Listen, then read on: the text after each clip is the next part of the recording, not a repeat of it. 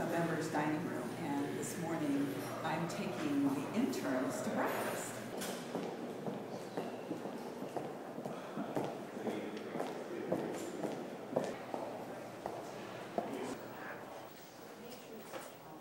Oh, thank you. Well, look forward to working with you. Go onto the floor to do a 5-minute on military sexual trauma, use of military rape, and it's now 10 a.m. The gentlewoman from California, Ms. Speier, for 5 minutes. Thank you, Mr. Speaker.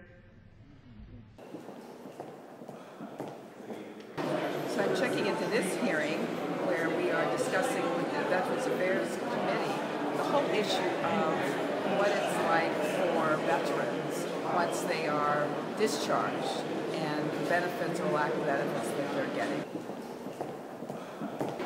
It's now 11 o'clock and I am about to join a hearing that's ongoing on the reading of legislative government reform.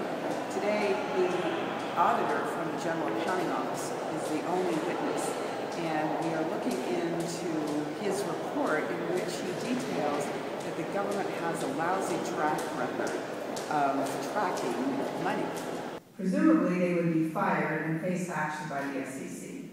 But because they're doing business with the government, they don't have to reconcile their books and there's no consequence. Is that the reality? That's reality. That's exactly where it is. And this is why I think there needs to be more rigorous congressional oversight. One of the alarming things that came out of this hearing was that the Army doesn't even know who they are paying for. The problem, a large part of the problem, is in the Department of Defense, which has been totally unaccountable for a very long time, and this represents about 25% of all the spending within the federal government.